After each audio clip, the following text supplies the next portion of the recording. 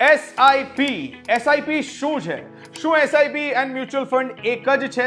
શું ઇન્વેસ્ટ કરવા માટે હવે આપણે તારીખો પણ જોવી પડશે?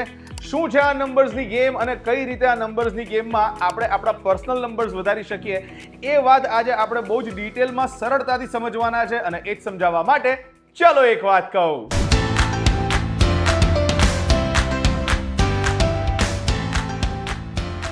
હેલો, નમસ્કાર, આવી ગયો છું ફરી એકવાર. મારું નામ છે રોકી, લઈને આજની એક વાત. આજના વિડીયોની શરૂઆત થઈ ચૂકી છે, પણ આજના વિડીયોનો સૌથી પહેલો અને મેઇન ઇમ્પોર્ટન્ટ સવાલ એ જ છે કે એસઆઈપી એટલે શું? એસઆઈપી એટલે કે સિસ્ટમેટિક ઇન્વેસ્ટમેન્ટ પ્લાન. હવે દર મહિને તમને જે સેલરી મળે છે એમાંથી તમે એક પર્ટિક્યુલર અમાઉન્ટ, એક્ઝામ્પલ 1000 રૂપિયા, ઓટોમેટિક રીતે મ્યુચ્યુઅલ ફંડમાં ઇન્વેસ્ટમેન્ટ કરો છો, તો એને કહેવાય એસઆઈપી. હવે સવાલ એમ થાય કે શું એસઆઈપી અને મ્યુચ્યુઅલ ફંડ એક જ છે? તો એનો જવાબ છે ના, બિલકુલ નહીં.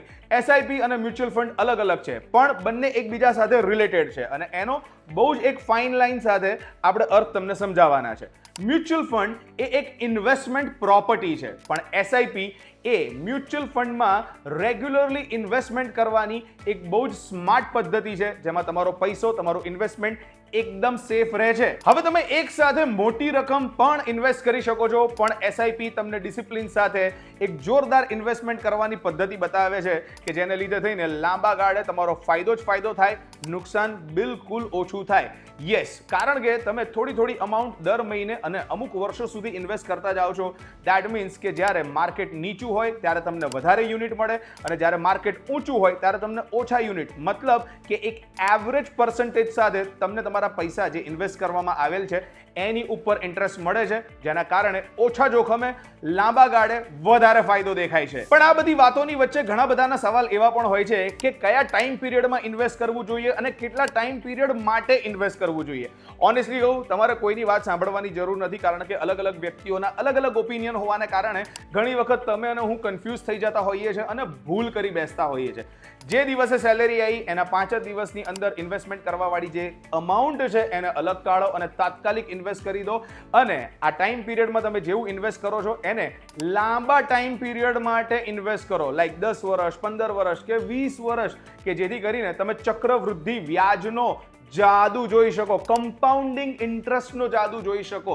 હવે જેમ કે જો તમે 10 કે 15 વર્ષ કે 20 વર્ષ માટે એસઆઈપી કે મ્યુચ્યુઅલ ફંડમાં પૈસો ઇન્વેસ્ટ કરો છો, તો એનું જોખમ ઘટી જાય છે અને સરેરાશ એવરેજ 12% જેટલું રિટર્ન મળવાના ચાન્સીસ છે. હવે ઘણા લોકોનું આ વાત વચ્ચે એવું પણ માનવું છે કે ઇન્વેસ્ટમેન્ટ ડેટ જોઈને કરવું જોઈએ. ના, હું એસ્ટ્રોલોજીની બિલકુલ વાત નથી કરી રહ્યો. અમુક લોકોનું એવું માનવું છે કે મહિનાની શરૂઆતમાં જો તમે ઇન્વેસ્ટમેન્ટ કરો અથવા તો મહિનાના છેલ્લા દિવસોમાં ઇન્વેસ્ટમેન્ટ કરો તો એના જે પર્સન્ટેજ છે રિટર્નના એ વધારે કે ઓછા મળતા હોય છે. ઓનેસ્ટલી ઘણા બધા એક્સપર્ટ્સનું એવું માનવું છે કે ધારો કે તમારી સેલરી 1 થી 7 તારીખની વચ્ચે થાય છે. હવે તમારી ઈચ્છા પ્રમાણે જો તમે 5, 10, 15, 20, 25 કે 28 જે તારીખે ઇન્વેસ્ટમેન્ટ કરવા માંગતા હો, ડેફિનેટલી કરી નાખો, કારણ કે એ તમને તો ફાયદો જ અપાવવાનું છે અને સ્પેશિયલી મ્યુચ્યુઅલ ફંડ અને એસઆઈપીમાં એવરેજ 12% જેટલું તો રિટર્ન આપવાનું જ છે. ઘણી વખત તારીખોના ચેન્જના કારણે 0.2% થી લઈને 2% સુધીનો તફાવત આવતો હોય છે, ડિફરન્સ આવતો હોય છે. મતલબ કે તમને જે રિટર્ન મળે છે એનો જે ડિફરન્સ છે એ બહુ જ સામાન્ય હોય છે. સો તારીખ જોઈને ઇન્વેસ્ટમેન્ટ કરવાનું લોજિક મને યોગ્ય સમજાતું નથી, પણ તમારી પાસે પૈસા છે તો વિધાઉટ વેસ્ટિંગ ટાઈમ એને ઇન્વેસ્ટ કરી જ નાખવા જોઈએ. હવે બધાને ખબર છે કે કેમ એસઆઈપી અને મ્યુચ્યુઅલ ફંડમાં ઇન્વેસ્ટ કરવું જોઈએ, કારણ કે એમાં એવરેજ 12% ઇન્ટરેસ્ટ રેટ તો મળતું જ હોય છે અને માર્કેટના ઉતાર ચઢાવને કારણે ઘણી વખત આ રિટર્ન 18% સુધી પણ જતું હોય છે. હવે ફરી એક વખત તમને ખબર હોવા છતાં પણ એક સામાન્ય ગણતરી બતાવીએ કે જો તમે એક મહિનાના 5000 રૂપિયા બચાવો છો અને આ પ્રોસેસ તમે 10 વર્ષ એટલે કે 120 મહિના માટે કરો છો, તો 10 વર્ષ પછી તમે બેંકમાં કેટલા પૈસા બચાવી લેશો?